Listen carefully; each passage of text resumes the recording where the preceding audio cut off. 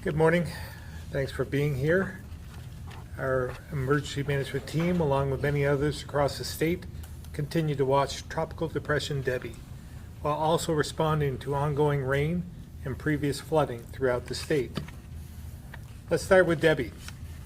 The good news is it appears to be tracking westerly, and Vermont is no longer in the eye of the storm, but it will impact the western side of the state later today and the vast majority of Vermont. Now, even though we don't expect to see as much damage as we once did from this storm, there's still going to be challenges, especially in the Northeast Kingdom, after many areas saw significant rainfall over the last 30 days. To prepare, we amended the state of emergency to include Debbie, like we did in preparation for the July 11th storm. This allowed us to bring out-of-state resources, like swiftwater teams, to help with our response efforts, if needed. As well, they're now staged to assist neighboring states if their needs are greater.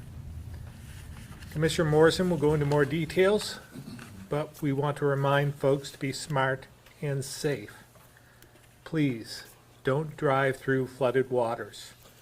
As we've seen in pictures from the July flood, sometimes there is no road under what appears to be a small amount of water over the pavement. And make sure you're signed up for VT Alert to stay up to date on road closures and other notifications. You can sign up at vem.vermont.gov/VT Alert. Finally, if you're in immediate danger or see someone who is, call 911. Over the last few weeks, I've been visiting flooded communities, inspecting damage, and talking with those impacted to understand what their needs are and how we can help. While we're waiting to hear back from the President on our major disaster declaration, which, if approved, will bring federal assistance for individuals and municipalities, we're taking some immediate steps at the state level. At our emergency board meeting yesterday, made up of 4 legislators and myself as chair, we approved additional funds for the Business Emergency Grant Assistance Program, or BGAP, to provide funding for businesses to help with immediate repairs so they can get their doors open back up and get people back to work. Secretary Curley will talk more about this in a minute. And as I mentioned last week, I continue to be concerned about the number of homes that have been destroyed, adding to a housing crisis we face for years. In 2023, there were 16 homes FEMA identified as destroyed and 44 mobile homes condemned. So far in 2024, preliminary data shows 26 homes destroyed and 121 with major damage. And because of our housing crisis, it's difficult to find a place for these families to go. With our urgent needs in mind, we had a boots-on-the-ground team from multiple agencies and departments work on a plan to add housing quickly and affordably by putting new mobile home units into vacant lots in existing mobile home communities. With the funding approved by the Emergency Board yesterday, a rapid response mobile home infill initiative will be put on a fast track. This program will take existing vacant mobile home lots identified by the task team, complete the site work to make them usable, then order and place energy-efficient mobile homes on the lots, and connect those in need to these homes for them to purchase. Our plan is to place 30 mobile homes by the end of the calendar year, and as many as 100 by the end of the fiscal year, helping us to address the urgent need for affordable housing, especially in flood-impacted counties. With the support of Emergency Board members, we were able to expedite this work by appropriating $7 million to this effort. I also signed an addendum to the existing executive order, which waives certain regulatory requirements to help expedite this work. With that, I'll turn it over to Commissioner Morrison. Thank you, Governor. Good morning. Today, I'm going to report out on several items, including the expected impacts from the storm named Debbie, steps we have taken to prepare for more rain, and life safety reminders as we head into the weekend. I will then provide an update on a couple of items related to the previous storms of July 10th and July 30th. But first, let's discuss the weather. As the governor mentioned, in addition to last night's rain, we expect more rain across the state today. In some areas, particularly those where thunderstorms develop, we expect heavy rains. We anticipate sustained winds of 20 to 30 miles per hour with gusts up to 50 miles per hour. And there is a potential for isolated brief tornadoes, mostly in southern Vermont. It is highly likely that there will be power outages in areas across the state. While the forecast has improved slightly, it is important to note that we will have impacts from this weather system. The ground is oversaturated in many areas, and the risk for flooding, both flash flooding and river and stream flooding, is real. There have been sharp rises in the Mad and Winooski rivers, and we expect sharp rises in streams and brooks to include the Otter Creek. Early this morning, the Passumpsic River was at flood stage in East Haven.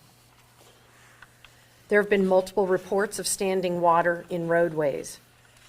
This creates dangerous driving conditions with risks of hydroplaning and obscured visibility.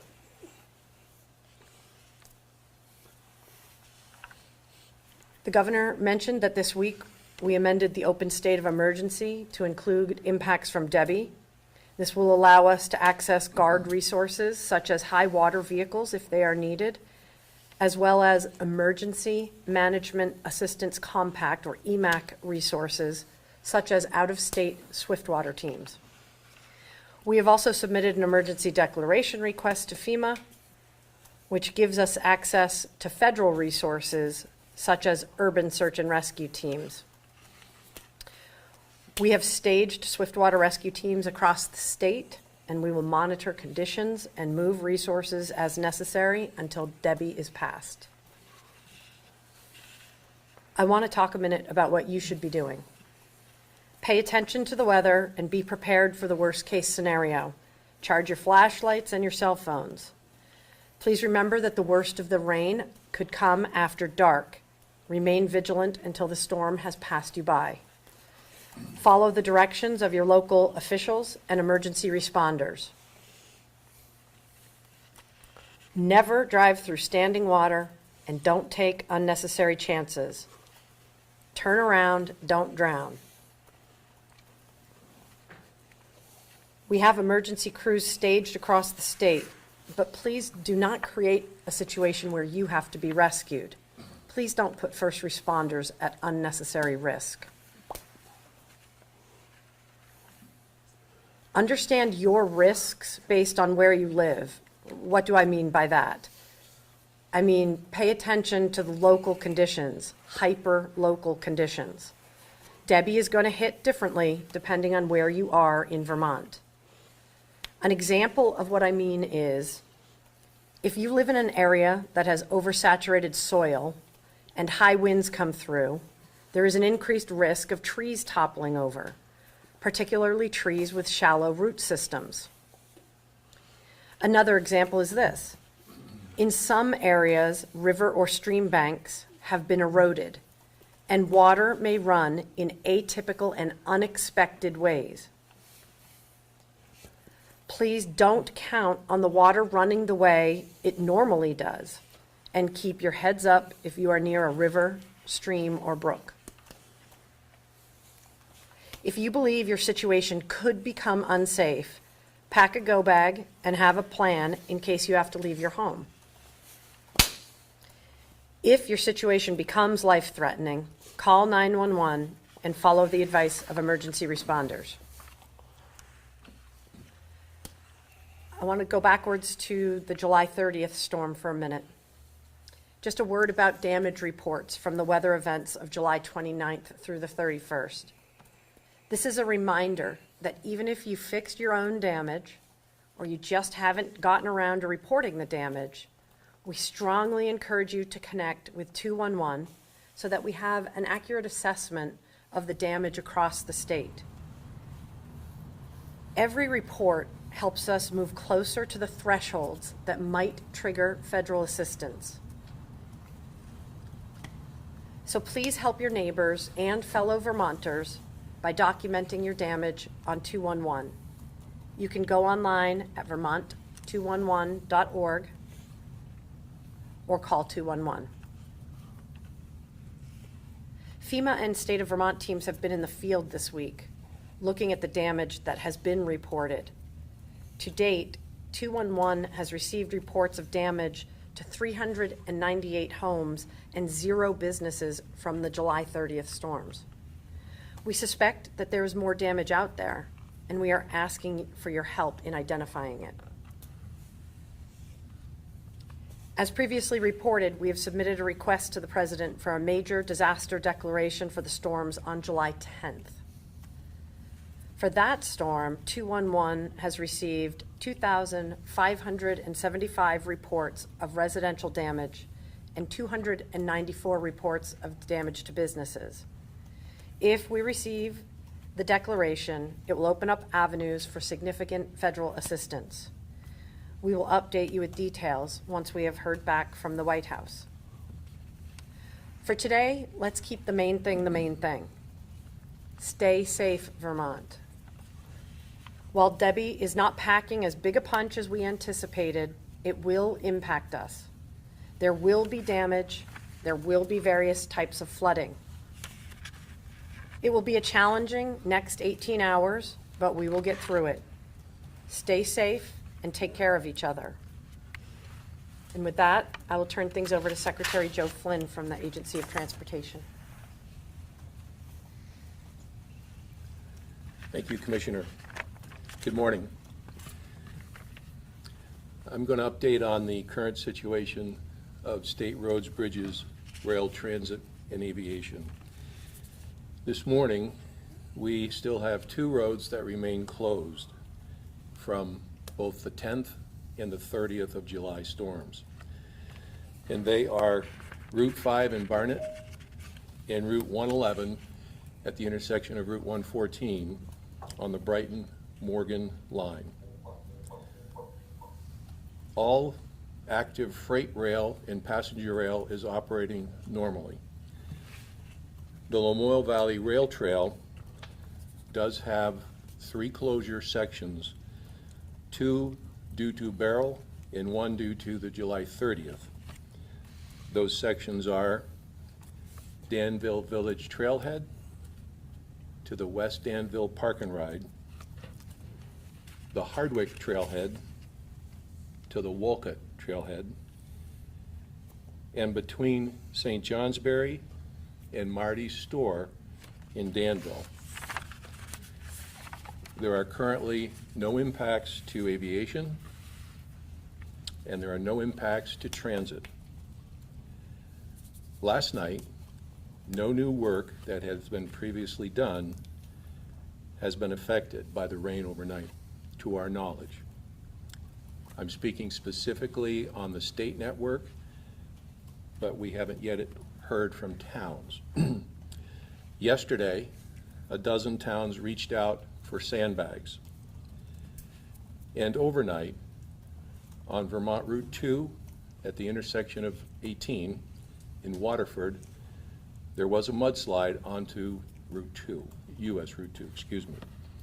We are now clearing that mudslide.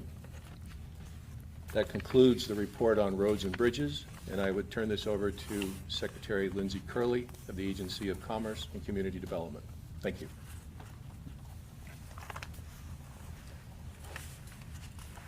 Thank you, Secretary Flynn.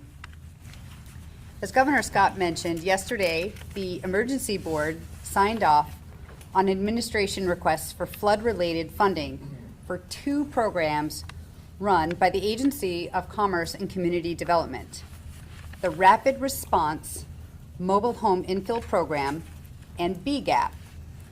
First, I'd like to talk about the Rapid Response Mobile Home Infill Program. a cross-agency effort that will be overseen by the Department of Housing and Community Development. As you've heard us say countless times, Vermont is in the throes of a housing crisis that is decades in the making. Losing units to flooding and other natural disasters makes the problem even more acute. The Rapid Response Mobile Home Infill Program will address the urgent need for affordable housing exacerbated by natural disasters. The E-Board yesterday signed off on transferring $7 million to the Rapid Response Mobile Home Infill Program, an innovative and efficient effort to make it easier for Vermonters to buy an affordable home. The program will streamline processes and leverage state resources to place mobile homes quickly and efficiently. We'll do this by identifying mobile home lots, subsidizing site improvements to reduce the financial burden on homeowners, encouraging mobile home production, and offering support services to connect low-income home buyers with permanent housing options. Efforts by the Agency of Transportation, the Vermont State Housing Authority, and mobile home communities will ensure rapid site improvements and the placement of affordable, energy-efficient mobile homes. Our goal is to help provide 250 new mobile homes to Vermonters over the next few years. As the governor said, starting with 30 homes by the end of this year.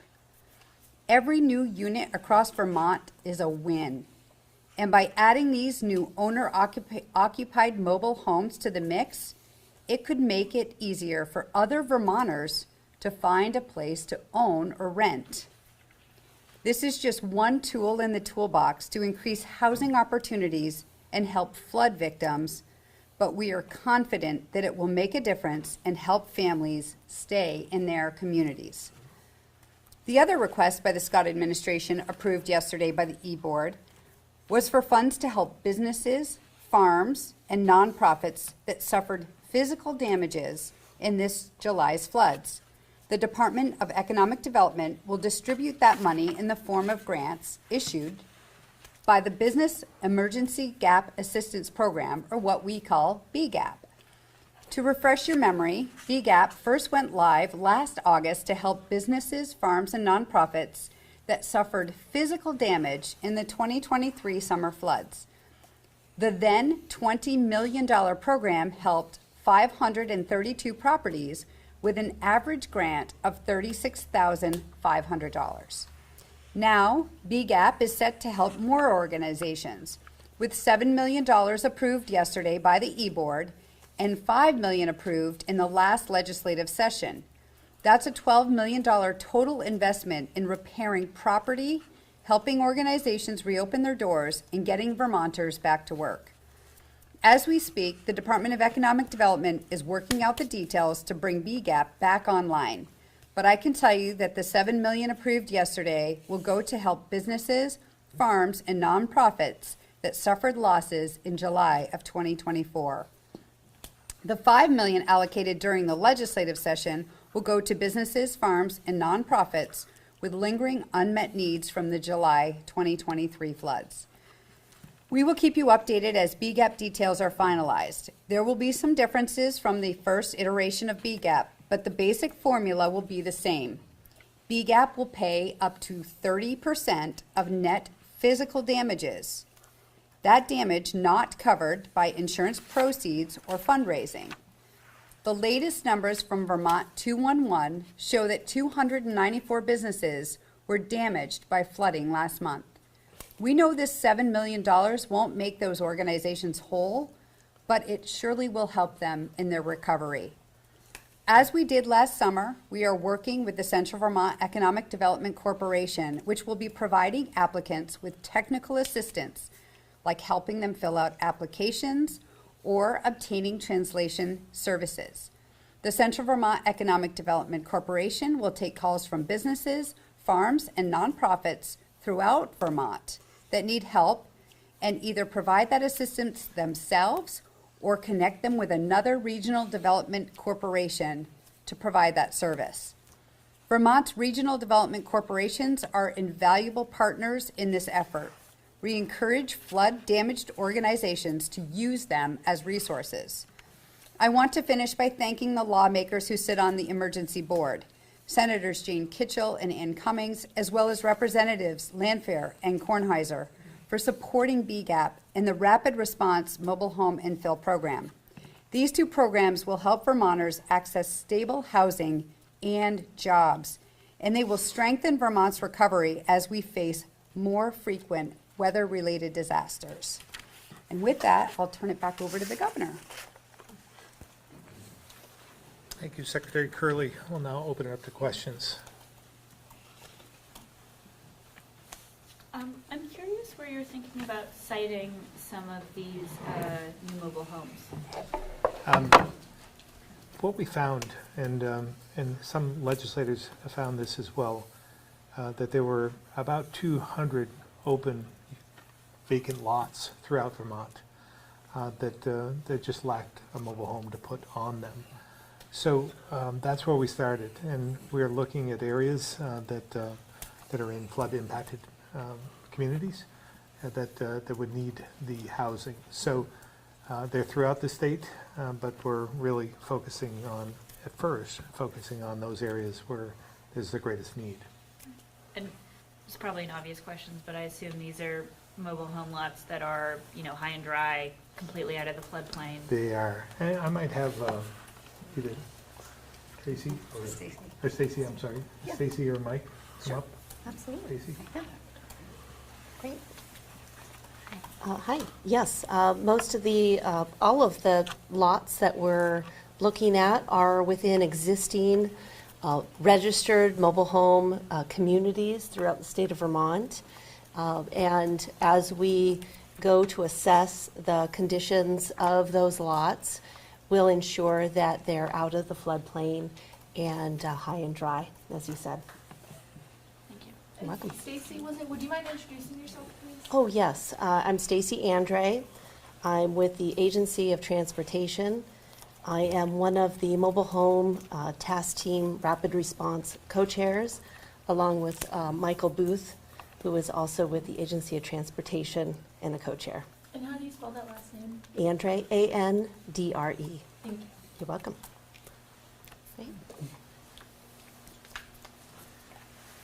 And Stacy and Mike's input on this has been invaluable. They've really led this effort. And when I said we had people from different departments and agencies, there's just a couple, but they were integral to the success of this program. With the storms today, Commissioner Morrison mentioned that the Passumpic's already at flood stage levels. I guess where do the other rivers, whether it's the Lamoille, the Winooski, kind of stand around the state, if we know that? Yeah, maybe Eric could answer part of that, but again, the Passumpsic is one that we were watching, but also Mad River, Winooski, Lamoille, all the typical ones that we've seen over the last few months, but certainly Passumpsic, I think, has come up significantly because of the huge amount of rain in the Caledonia area, Northeast Kingdom. And we're keeping an eye on all the rivers that normally give us conditions to worry about, but at this time it looks like they'll mostly only get to action level, but that depends on how much rain we get tonight. They're forecasting 1 to 3, so it depends on if it stays in that range or not, but we'll, at the SCOC, we'll be watching those very closely.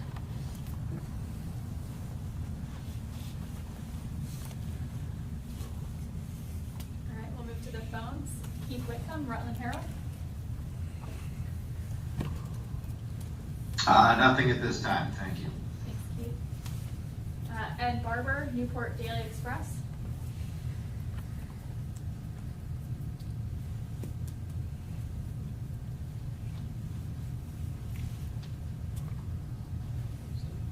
All right, we'll go back to the room. Governor, correct me if I'm wrong, I thought for the BGAP program last year, was it $20 million? It was. Total and sorry for not being at the new board meeting yesterday, but $7 million this year. Is that proportional based on damages assessed this year or just money? Yeah, Secretary Curley can go into more detail, but it was based on the amount of damage we were seeing. We tried to replicate what we use, and it wasn't enough, to be honest with you. 20 million wasn't enough. 7 million is not going to be enough either. But it was to fill those gaps, help some of the smaller businesses get their doors back open, and it was reflective of the 20 million that we utilized a year ago. Absolutely. We did look at it and took a percentage of, based on last year, and tried to estimate as best as we could, because early on, it's early still, right? And so folks are still mucking and gutting and really, well, hopefully they've done that by now, but they're trying to assess what the cost is going to be. So we have also put out a survey to try to get an idea, a better feel for it, because when folks are reporting into 211, they don't necessarily at that time have a dollar value to give. So we had to go out and do a little bit more research to get a number, but we're feeling pretty good. Like the governor said, it's not going to make anybody whole, but we feel compared to last year, based on what folks are reporting, that at least right now, we've provided for folks to get a similar award percentage-wise as we did a year ago. And is there any flexibility, like, do you foresee that number maybe going up before the legislative session, or is that it until January? Do you think there's something like that?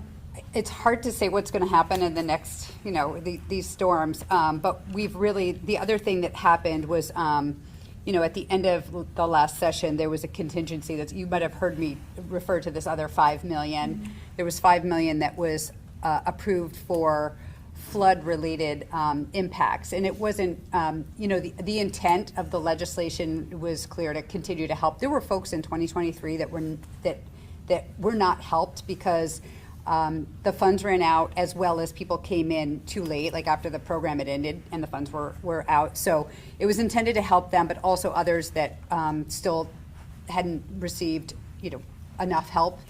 And so there's a little bit of flexibility there. So I hope we've hit the mark here and that we don't have to go back. But again, we, like everything that we do, we'll just keep monitoring and work through things as they unfold.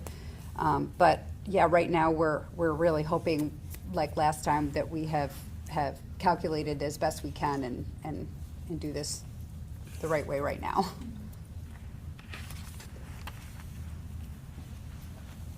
Kind of completely switching topics. Tuesday, primary day, and the lieutenant governor's race is one that's pretty interesting to me. You have John Rogers and Gregory Thayer in your Republican Party that are both running for that. I guess, what do you make of both of them? Both of? Gregory Thayer and John Rogers running for lieutenant governor. Yeah, I've said publicly that I'll be voting for John Rogers. I think he more aligns with what my thoughts are, my vision, and my outlook. So, but it is an interesting race. In the presidential election, have you made a decision about who you will be likely voting for in general? Have not at this point, but I have said repeatedly it will not be former President Trump. What do you make of Governor Tim Walz being the VP pick? I've been advocating all along. I have said that I would probably not vote for another president who hadn't served in some executive branch, being a former governor.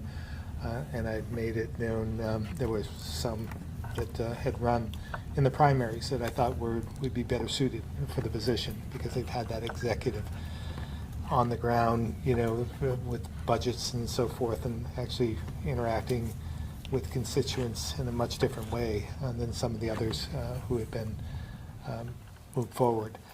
Tim Walz is one. I co-chair the Council of Governors with him. So we've, I can't say that I know him well, but we've had a good relationship with this co-chairing opportunity. And he speaks his mind. He's been very respectful and civil. I appreciate that he served in the military and the National Guard for 24 years, and as well as his experience as governor. So I think he's a great pick for that ticket. What do you make of his politics? Well, that's where we may differ a bit. You know, some things that I agree with him on, and others we may not agree totally. So, but that goes for almost any candidate. Looks like we had one more question on the phone. Tim McQuiston, Vermont Businessman. Hi, Governor. I'm wondering if your thoughts about the next budget process has changed at all since the stock market has suffered.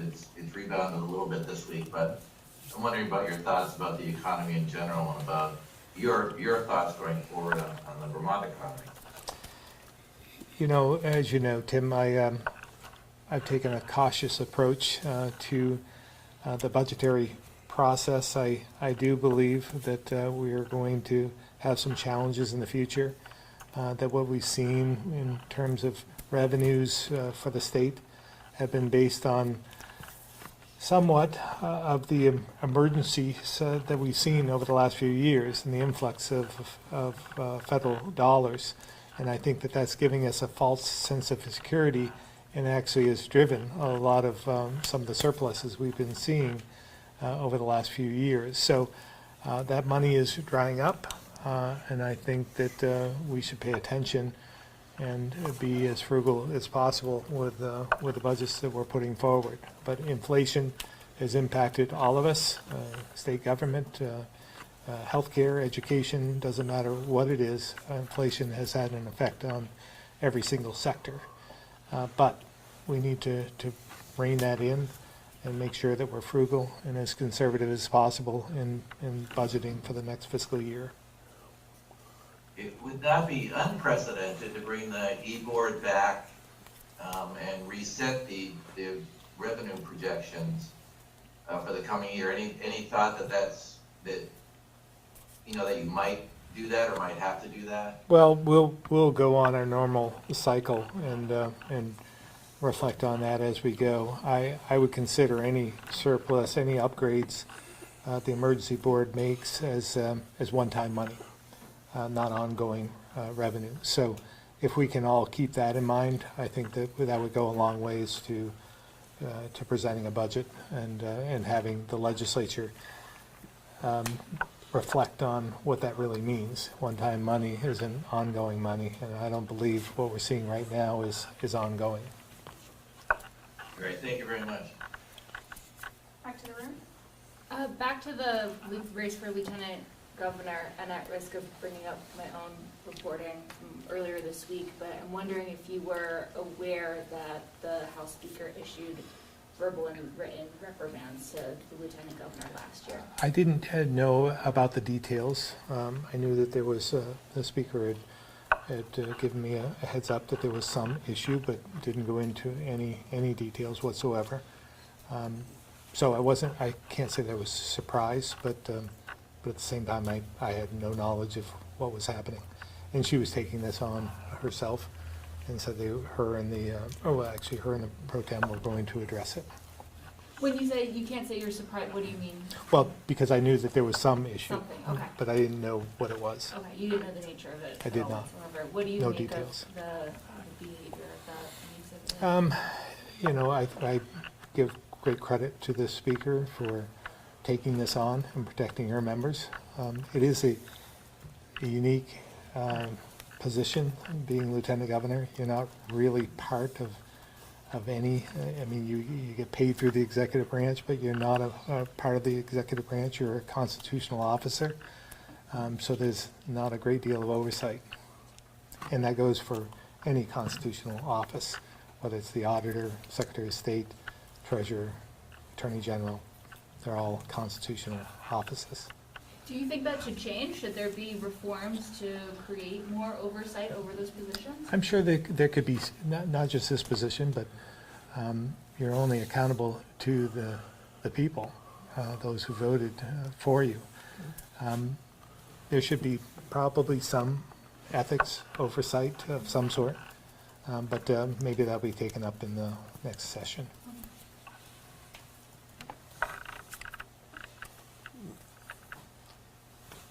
All right. Thank you all very much. Stay safe.